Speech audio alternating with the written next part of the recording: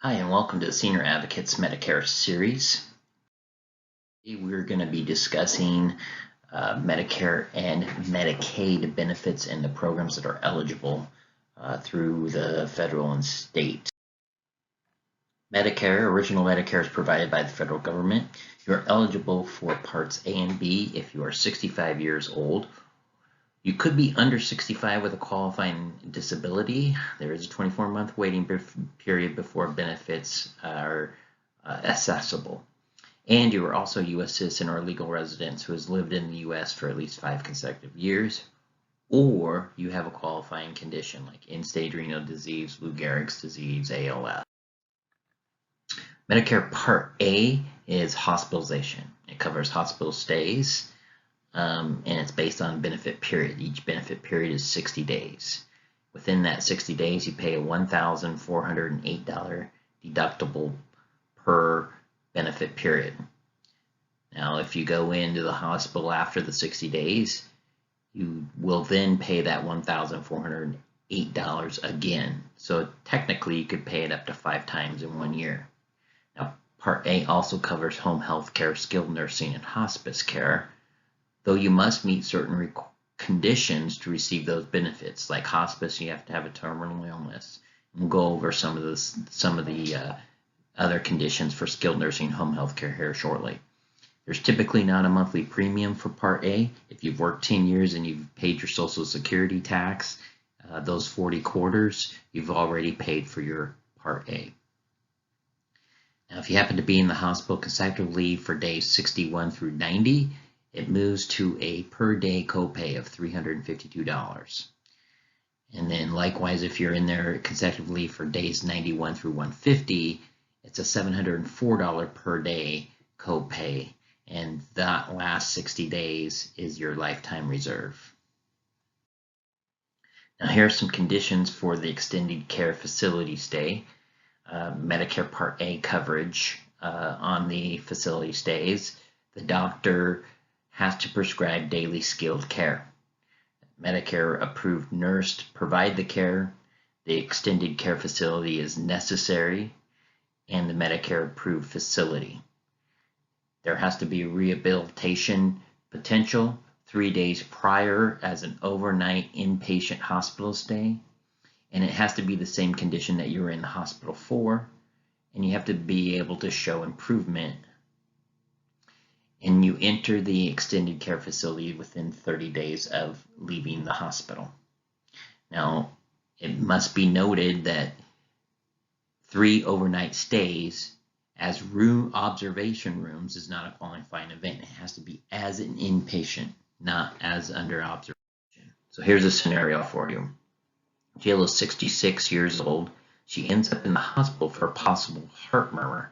The hospital is uncertain on the condition, so they place Jill under observation until they can determine what her exact condition is. So the key here is that all days under observation do not count towards that 3-day consecutive stay in the hospital requirement. Thus, it's important to advocate for patients to be classified when they do go into the hospital as an inpatient hospital stay, because that can affect whether or not Medicare is going to cover certain services later. So what does skilled nursing cover? So Medicare covers the first 20 days 100%. The next 21 through 100 days, Medicare covers all of the expenses except for $176 per day that you pay. So Bob is 75 years old. He's working on a gravel driveway and he falls. And the result of that fall is a concussion, a broken rib, which punctures a lung. He ends up staying in the hospital for 9 days and then gets transferred to a skilled nursing facility for short-term care and to rehab. Now, the key here is that Medicare only covers costs if the patient can show signs of improvement. Now, if Bob had dementia or Alzheimer's, those are conditions you can't improve on, so Medicare is not going to cover that short-term care stay. It has to be something where they can rehab and show the potential of improvement. Medicare Part B are outpatient services, and they cover Office visits including primary and specialist visits, outpatient surgery, emergency urgent care, labs, ambulance, durable medical supplies, and preventative screenings.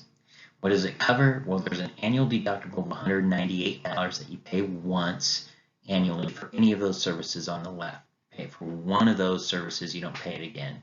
And then Medicare pays 80% of the covered services and you pay 20%. There is a monthly premium attached to Part B. It's $144.60 for the 2020, and it is higher depending on your income. So here's a chart that shows based on income how much more your Part B premium will be if you fall within those income ranges. They will look back 2 years at your what you filed previously, what your income was based on the income 2 years ago. And it should also be noted that you will pay a higher premium on your prescription drug sides too. Medicare Part C is also known as Medicare Advantage plans. And the types of plans are MA, MAPDs, D-SNPs, and C-SNPs. There are plans provided by private insurance companies that are approved by Medicare, and they're network-based plans like HMOs and PPOs. Now, these plans pay the claims 100%. Medicare doesn't pay any of the claim, but the beneficiary shares in the cost in the form of a copay or cost percentage. May offer benefits that aren't covered by Medicare, most notably a prescription drug plan. Here's the first program that is offered. The Qualified Medicare Beneficiaries Program, or QMB, is a Medicaid program administered by the state's Department of Human Services. QMB helps people with Medicare pay their Medicare medical care. The federal government calls this program the Medicare Savings Program. There are 3 different levels to this MSP. The first is Qualified Medicare Beneficiary, or QMB. You have to have maximum monthly gross income for individuals of $1,064, couples $1,437. And the DHS will cover their Part A and B premiums, their deductibles, those co-payments on the medical side, doesn't include prescriptions, but they do automatically qualify for extra help to help cover prescription costs, and we'll get into that program next. Specified low-income Medicare beneficiaries, or SLIMBs, your income is lower than $1,276, or for couples $1,724. And the DHS will cover your Medicare Part B premium, that $144.60. Now, the Qualified Individual Income, or QI-1, its income level is $1,436 and couples $1,940. It's the same program as the SLIMB program in the middle there. However, it does depend on funding, and it may not always be open to new clients. So even though you may qualify, if the funding runs out and they can't admit any more people into the program unless they receive more funding. So the SLIMBs are automatic, and the QI-1s are not guaranteed. All programs consider your monthly gross income less of $20, and then household size can also impact your income level. So if you are more, if you live with more people than just you and your spouse, that can help qualify you even though you are over the amounts listed here. So it's important to give us a call, and we can help you see if you qualify or not for any of these programs. There's another portion of this program. It's called the Qualified Disabled Worker Individual. We're not going to talk too much about this. Basically, this is a package that DHS pays for your Medicare Part A premiums for some of disabled workers who lost eligibility into Medicare for Social Security because they were working. Okay. Extra Help is a federally government program that helps pay for Medicare prescription drug plans with those with limited income. Medicare beneficiaries receiving low-income subsidy get assistance in paying for these following benefits: Part B monthly premium, prescription annual deductible, prescription co-insurance and co-pays, coverage gap or donut hole assistance, and no Part B late enrollment penalty. The Extra Help program estimates savings of up to $4,000 per year. Now there's several different levels to this program as well. So the first are individuals who are under $1,276 a month, or couples $1,724 a month, and what the beneficiary would pay is no annual deductible, no monthly premium, no co-pays for their prescription drugs, at least no more than $1.25 for generics, and no more than $3.80 for brand name drugs.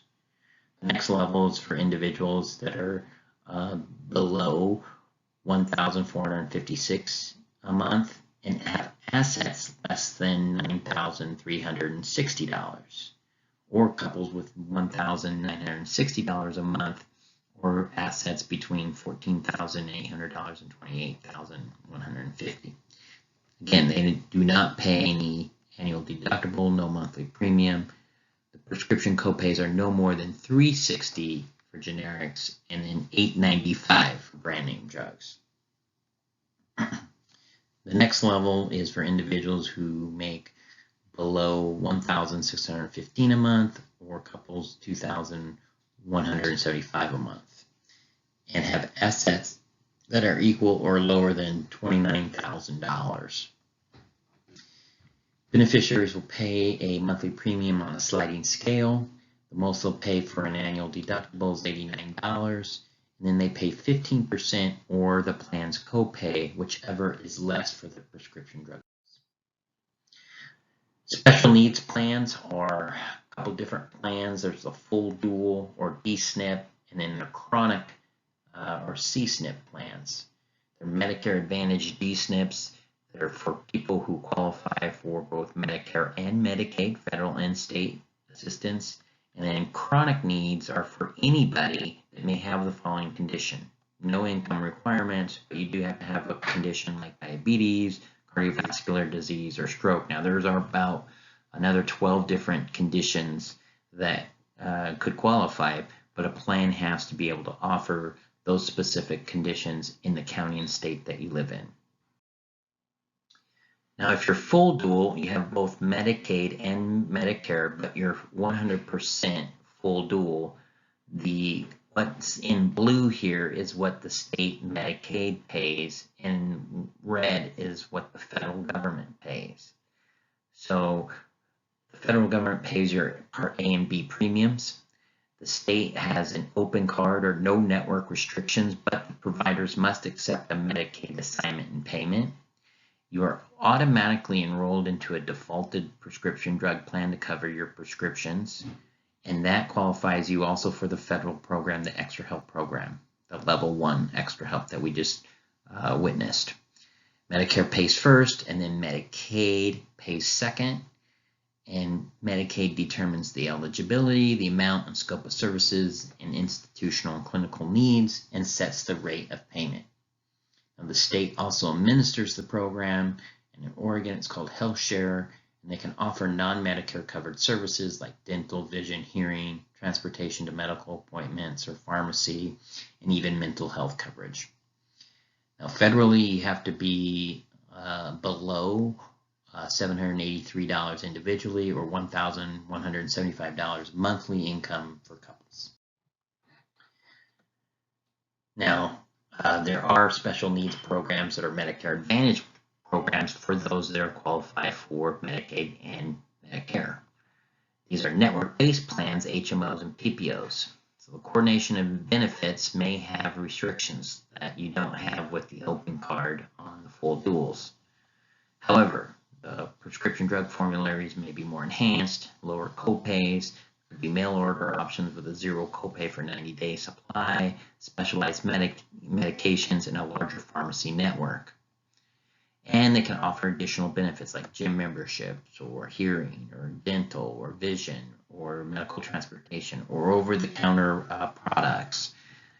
Now, it should be noted these are additional benefits. They do not lose their Medicaid services. So sometimes you get some of these benefits through the state, and that's fine. You will get those benefits as well. And these are additional benefits that you could get also with being enrolled in the plan. Now, if you don't qualify for any of these programs, income-wise or otherwise, you still may be eligible for what is called the medically needy program. And all these are, is your eligibility is for those that don't qualify for any help. They may still qualify for Medicaid spend down for a specific bill. A percentage of your income over the $785 a month for individuals, $1,175 for couples. You pay a percentage of the medical bills that are due, and the state pays the rest of the bill. Certain amounts of earned income are not counted. Medical bills incurred are during a 3 or 6 month period. QMB members can also participate in the medically needy program for things that are not covered by Medicare, right? So maybe like vision or chiropractic care, most notably. So here's an example. Here's Margaret. She has $10,000 in medical bills for a stroke that she had 3 months ago, and she was in a hospital and then had some cardiac rehab. Margaret's countable monthly income is $2,000. So we take the excess income, $2,000 minus the $785, which is $1,215. And since it's a 3-month period, we multiply that by the 3 months. So that's $3,645.